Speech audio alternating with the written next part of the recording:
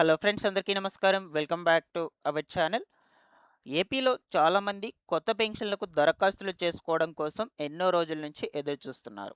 అయితే ఇక రాష్ట్రంలో ఉన్నటువంటి 50 ఏళ్ళు, 60 ఏళ్ళు ఉన్నటువంటి వృద్ధులకు, వితంతు మహిళలకు, భర్త లేనటువంటి మహిళలకు, దివ్యాంగులకు, వికలాంగులకు కూటమి ప్రభుత్వము ఈ ఆగస్టు 15 కానుకగా కొత్త పెన్షన్లపై గుడ్ న్యూస్ చెప్పింది. సో వీళ్ళందరికీ కేటగిరీల వారీగా కొత్తగా పెన్షన్లకు దరఖాస్తులు పెట్టుకోవడానికి అవకాశం అయితే కల్పించబోతున్నారు. సో అయితే ముందుగా ఏ కేటగిరీ వాళ్ళకు కొత్తగా దరఖాస్తులు చేసుకోవడానికి అవకాశం కల్పించబోతున్నారు, ఏ కేటగిరీ వాళ్ళు ముందుగా ఈ యొక్క కొత్త పెన్షన్లకు అప్లికేషన్స్ చేసుకోవచ్చు, అప్లికేషన్ విధానం ఎలా ఉంటుంది, మీరు అప్లికేషన్ ఫామ్ను ఎలా రాసి ఇవ్వాలి, ఏ డాక్యుమెంట్స్ను యాడ్ చేసి ఇవ్వాలి, ఎక్కడికి వెళ్ళి ఈ కొత్త పెన్షన్లకు అప్లికేషన్స్ చేసుకోవాలి. ఈ విధంగా పూర్తి వివరాలను వీడియోలో మీకు క్లియర్‌గా చెప్తాను. మీరందరూ తప్పకుండా వీడియోనైతే ఎండ్ వరకు చూడండి. ఫైనల్‌గా మీకేమన్నా డౌట్స్ ఉన్నా సరే కమెంట్ సెక్షన్‌లో అడగండి. నేను అక్కడ కూడా రెస్పాండ్ అయితే అవుతాను. ఇన్ఫర్మేషన్ నచ్చినట్లయితే లైక్ చేసేసేయండి గైస్. మీరు ఎన్ని లైక్స్ చేస్తే యూట్యూబ్ అంతమందికి మన వీడియోని రికమెండ్ చేస్తుంది. ఫస్ట్ టైం ఛానల్‌ని చూడడానికి వచ్చినటువంటి కొత్త వాళ్ళు ఎవరైనా ఉన్నట్లయితే సబ్స్క్రైబ్ చేసుకోవడం అయితే మర్చిపోవద్దు.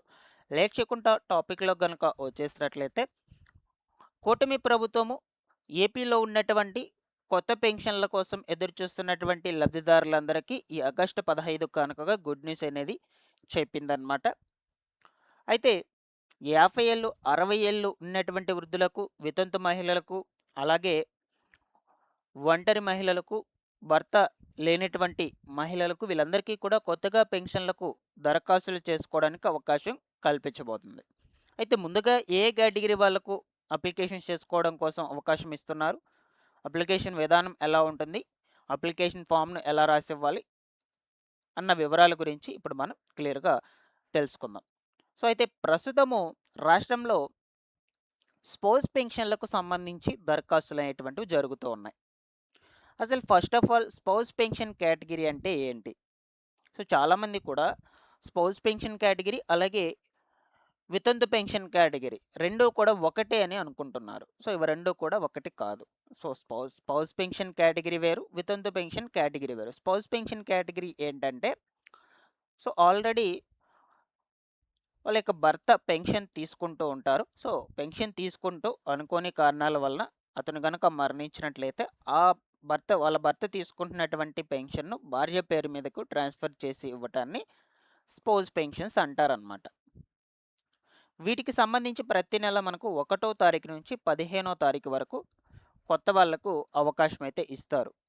అంటే కొత్త వాళ్ళు దరఖాస్తులు చేసుకోవచ్చనమాట. అలాగే ఈ యొక్క ఆగస్ట్ నెలలో కూడా 1వ తారీఖు నుంచి 15వ తారీఖు వరకు కొత్త స్పౌస్ పెన్షన్లకు సంబంధించిన దరఖాస్తులు అయ్యేటువంటివి తీసుకుంటూ ఉన్నారు. ఇంకా మీలో ఎవరైనా ఈ స్పౌస్ పెన్షన్ కేటగిరీకి అర్హులు అయి ఉండి అప్లికేషన్స్ పెట్టుకోకుండా ఉన్నట్లయితే తప్పకుండా గ్రామ వార్డు సచివాలయంకి వెళ్ళి అప్లికేషన్స్ చేసుకోండి. సో మీకు క్లియర్‌గా అర్థమైందని అనుకుంటున్నాను. స్పౌస్ పెన్షన్ కేటగిరీ అంటే ఏంటంటే, సో ఆల్రెడీ భర్త పెన్షన్ తీసుకుంటూ ఉంటారు. సో భర్త పెన్షన్ తీసుకుంటూ అనుకోని కారణాల వల్ల చనిపోయినట్లయితే, వాళ్ళ యొక్క భర్త తీసుకుంటున్నటువంటి పెన్షన్‌ను భార్య పేరు మీదకు ట్రాన్స్‌ఫర్ చేసి ఇవ్వటాన్ని స్పౌస్ పెన్షన్ అంటారనమాట. సో ఈ స్పౌస్ పెన్షన్ కేటగిరీ కింద రూ. 4,000 అనేది వస్తుంది. అర్హులైనటువంటి ప్రతి ఒక్కరికి కూడా ప్రతి నెల కూడా పెన్షన్‌లను పంపిణీ చేస్తారు. ఓకేనా? అయితే దీనికి సంబంధించి అప్లికేషన్ ఫామ్ అనేది ఎలా ఉంటుంది, ఎలా రాసివ్వాలో ఆ వివరాల గురించి చూద్దాము. సో ఫర్ ఎగ్జాంపుల్‌గా ఇక్కడ చూడొచ్చు. ఇది మనకు ఎన్టీఆర్ భరోసా స్పౌస్ పెన్షన్‌లకు సంబంధించినటువంటి అప్లికేషన్ ఫామ్ అనమాట. ఓకేనా? సో ఇందులో ఫస్ట్ వచ్చేసి దరఖాస్తుదారుని పేరు, అలాగే భర్త పేరు, next Aadhaar number, mobile number, చిరునామా, క్లస్టర్ నేము, రైస్ కార్డ్ నంబరు, అలాగే మరణించినటువంటి పెన్షన్ లబ్ధిదారుని పేరు. అంటే మీ భర్త మరణించాడు కదా! సో అతని యొక్క పేరు రాసుకోవాలి. మరణించిన తేదీ, ఆధార్ నంబరు, సో నెక్స్ట్ మరణ ధృవీకరణ రిజిస్ట్రేషన్ నంబరు, మీ భర్త డెత్ సర్టిఫికేట్ యొక్క రిజిస్ట్రేషన్ నంబరు, మీ భర్త పెన్షన్ రకము. ఫైనల్‌గా ఇక్కడ చూడొచ్చు పెన్షన్ ఐడీ. మీ భర్త పెన్షన్ తీసుకుంటున్నారు కదా ఇన్ని రోజులు. సో ఆ భర్త పెన్షన్ యొక్క ఐడీ. మీ యొక్క సంతకం. ఇవన్నీ కూడా రాసి, దీంతో పాటుగా మీ యొక్క ఆధార్ కార్డు మీ భర్త యొక్క ఆధార్ కార్డ్ జిరాక్స్‌లు, rice card xerox, caste income certificate xerox, మీ భర్త యొక్క మరణ ధృవీకరణ పత్రం యాడ్ చేసేసుకొని అప్లికేషన్ అనేది సబ్మిట్ చేసేసుకోవచ్చనమాట మీరు. ఓకేనా? సో, ఇది స్పౌస్ పెన్షన్‌లకు సంబంధించిన అప్లికేషన్ విధానం.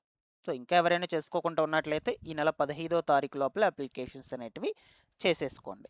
ఇకపోతే రిమైనింగ్ కేటగిరీ వాళ్ళు 50 ఏళ్ళు, 60 ఏళ్ళు ఉన్నటువంటి వృద్ధులు, వితంతు మహిళలు, దివ్యాంగులు, వికలాంగులకు సంబంధించి అప్లికేషన్స్ అనేటువంటివి ఎప్పుడు ప్రారంభమవుతాయి? మీరు ఎలా చేసుకోవాలి? అప్లికేషన్ విధానం ఎలా ఉంటుంది? కావాల్సినటువంటి డాక్యుమెంట్స్ ఏంటో చెప్తానిప్పుడు. అయితే ఇప్పటికే కూటమి ప్రభుత్వము జూన్ నెల 12వ తారీఖున కొత్త వితంతు పెన్షన్లను ప్రారంభిస్తామని చెప్పడం జరిగింది. బట్ మనకు జూన్ 12వ తారీఖున ఈ కొత్త వితంతు పెన్షన్లను స్టార్ట్ చేయలేదు.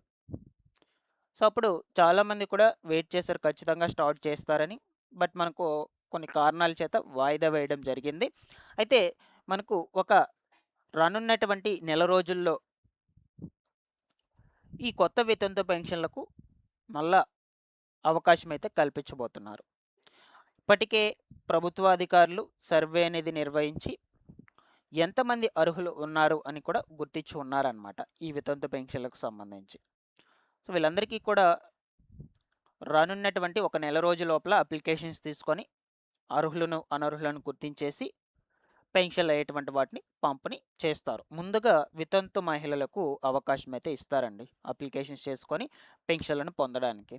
దాని తర్వాత వచ్చేసి 50 ఏళ్ళు, 60 ఏళ్ళు నిండి ఉంటారు కదా వృద్ధులు, వీళ్ళకైతే కొత్తగా పెన్షన్లకు అప్లికేషన్ చేసుకోవడం కోసం అవకాశం కల్పిస్తారు. అలాగే వికలాంగులకు, దివ్యాంగులకు కూడా వెంటనే మనకు పెన్షన్లకు అప్లికేషన్స్ చేసుకోవడానికి అవకాశం అయితే ఇస్తారు. ఇట్లా 1 బై 1 ఒక్కొక్క కేటగిరీ వైజ్‌గా కొత్త దరఖాస్తులు అనేటువంటివి ప్రారంభిస్తారు. ఫస్ట్ వితంతు మహిళలకైతే అవకాశం కల్పిస్తారు.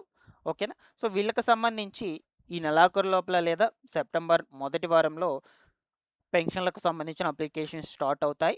సో, అప్లికేషన్స్ చేసుకున్నటువంటి వాళ్ళకు వెరిఫికేషన్ ఉంటుంది. ఇనెలిజిబుల్ లిస్టులు, ఎలిజిబుల్ లిస్టులు వస్తాయి. ఆ ఎలిజిబుల్ లిస్టులో పేర్లు ఉన్నటువంటి వాళ్ళకు నెల రూ. 4,000 చొప్పున పెన్షన్లను పంపిణీ చేస్తారు. ఇలాగ కేటగిరీ వైజ్‌గా జరుగుతాయి. నేను మీకు ఖచ్చితంగా ఈ పెన్షన్లకు సంబంధించి ఎటువంటి అప్డేటెడ్ ఇన్ఫర్మేషన్ వచ్చినా సరే వీడియోస్ రూపంలో తెలియజేస్తూ ఉంటాను. మన ఛానల్ ఫాలో అప్ చేస్తుండండి. అయితే ఈ లోపల మీరు నేను చెప్పేటువంటి డాక్యుమెంట్స్‌ని రెడీ చేసి పెట్టుకోండి. అప్లికేషన్ విధానం ఎలా ఉంటుందో చెప్తాను. సో, ఫర్ ఎగ్జాంపుల్‌గా ఇక్కడ మీరు చూడొచ్చు. సో, ఇది ఈ ఎన్టీఆర్ భరోసా పెన్షన్ స్కీమ్‌కి సంబంధించినటువంటి అప్లికేషన్ ఫామ్ అన్నమాట. ఓకేనా? సో, ఇందులో ఫస్టు ప్రాథమిక వివరాల్లో దరఖాస్తుదారుని పేరు, ఆధార్ నంబరు, అలాగే పేరు ఇంగ్లీష్‌లో. ఓకేనా? ఆధార్ కార్డు ప్రకారం తండ్రి పేరు లేదా భర్త పేరు ఇంగ్లీష్‌లో, లింగము ఆధార్ కార్డు ప్రకారం వయసు ఎంత ఉందో అంత పెట్టుకోవాలి, కులము, మతము, నెక్స్ట్ విద్యా అర్హత, అలాగే వైవాహిక స్థితి ఇక్కడ చూడొచ్చు. ఒక సెకండ్. సో, మనకి ఇక్కడ వైవాహిక స్థితి చూసినట్లయితే డివోర్స్డ్ అయితే డివోర్స్డ్, మ్యారీడ్ అయితే మ్యారీడ్, అన్‌మ్యారీడ్ అయితే అన్‌మ్యారీడ్, విడో అయితే విడో అనమాట. అలాగే మొబైల్ నంబర్, పనిచేస్తున్నటువంటి మొబైల్ నంబర్ పెట్టుకోవాలి. పర్మనెంట్ అడ్రస్, ప్రస్తుత అడ్రస్ 2 అడుగున్నారు ఇక్కడ. ఇవి 2 కూడా మీకు సేమ్ అయినట్లయితే, అంటే ఒకటే అడ్రస్‌లో అయినట్లయితే రెండిట్లో కూడా ఒక డేటానే ఇవ్వండి. అలాగే మీరు ఏ పెన్షన్ కేటగిరీకి అర్హులు, సో ఏదైతే ఆ పెన్షన్‌ను ఇక్కడ రాసుకోవాలి. సో, వికలాంగ పెన్షన్ అయినట్లయితే సదరం ఐడి, దరఖాస్తుదారుని ఉపకులము, ఇక cash income certificate numbers latest ఉండాలి మనకు, వ్యాలిడిటీ ఉన్నటువంటివి. ఫైనల్‌గా ఇక్కడ కుటుంబంలో ఇతర వ్యక్తులు ఎవరైనా ఇతర పెన్షన్లు తీసుకుంటున్నారంటే ఎస్ అయితే ఎస్, నో అయితే నో. సో, మొత్తానికి ఇక్కడ సర్టిఫికేట్స్ చూడండి. Aadhaar card xerox, Aadhaar update history xerox, caste certificate xerox, income certificate xerox, rice card xerox, గడిచిన 6 నెలల క్రితం కరెంటు బిల్లు జెరాక్స్, పెన్షన్ రకాన్ని బట్టి సంబంధిత పత్రం. అంటే మీరు ఏ పెన్షన్‌కి అప్లికేషన్స్ పెట్టుకుంటున్నారో ఆ పెన్షన్‌కి సంబంధించి రిలేటెడ్‌గా సర్టిఫికేట్ ఉంటుంది. విడో పెన్షన్లు అయితే దానికి సంబంధించి, దివ్యాంగ వికలాంగ పెన్షన్లు అయితే వాటికి సంబంధించి. ఓకేనా? చేనేత కార్మికుల పెన్షన్లకు సంబంధించి అయితే వాళ్ళకి సంబంధించి కూడా ఉంటుంది. ట్రాన్స్‌జెండర్స్‌కి అయితే వాళ్ళకి కూడా సపరేట్‌గా సర్టిఫికేట్ ఒకటి ఇస్తారు. అంటే ప్రూఫ్ అనమాట. దాన్ని ఖచ్చితంగా యాడ్ చేసుకోవాలి. ఆ సర్టిఫికేట్ మీ దగ్గర ఉండాలి. అందుకే చెప్తున్నాను ముందుగా మీరు ఈ డాక్యుమెంట్స్ అనేటువంటివి రెడీ చేసి పెట్టుకోండి. అప్లికేషన్ స్టార్ట్ అయిన వెంటనే అప్లికేషన్స్ చేసేసుకోవచ్చు. ఎందుకంటే మనకు లిమిటెడ్‌గా ఇస్తారు దరఖాస్తులు చేసుకోవడానికి అవకాశం. అందువల్ల ఫైనల్‌గా ఇక్కడ ఒక పాస్‌పోర్ట్ సైజ్ ఫోటో అంటించేసుకొని మీరు గ్రామ వార్డ్ సచివాలయాల్లో ఈ యొక్క అప్లికేషన్ ఫామ్‌ను సబ్మిట్ చేసేసుకోవడం జరుగుతుంది. సో, అప్పుడు మీరు అప్లికేషన్ ఫామ్ సబ్మిట్ అయినట్లు అన్నమాట. ఇలా మీరు అప్లికేషన్స్ చేసుకుంటే కొద్ది రోజులకి వెరిఫికేషన్స్ జరుగుతాయి. అప్పుడు అర్హుల, అనర్హుల జాబితాలు వస్తాయి. ఓకేనా. సో, అందులో అర్హుల జాబితాలో పేర్లు ఉన్నటువంటి వాళ్ళకు మాత్రమే పెన్షన్లు వస్తాయండి. ఇది ప్రాసెస్. ఓకేనా. సో, బట్ మనకు ముందుగా వితంతు మహిళలకు అప్లికేషన్ చేసుకోవడానికి అవకాశం అయితే ఇస్తారు. బట్ నేను ముందు రోజుల్లో తప్పకుండా ఛానల్ నుంచి ఎటువంటి అప్డేటెడ్ ఇన్ఫర్మేషన్ వచ్చినా సరే తెలియజేస్తుంటాను. టెలిగ్రామ్ ఛానల్ ద్వారా కూడా మీకు సమాచారాన్ని అప్డేట్ చేస్తూ ఉంటాను. డిస్క్రిప్షన్‌లో లింక్ ఇచ్చున్నాను. తప్పకుండా టెలిగ్రామ్ ఛానల్‌లో కూడా జాయిన్ అయిపోండి. Thanks for watching this one.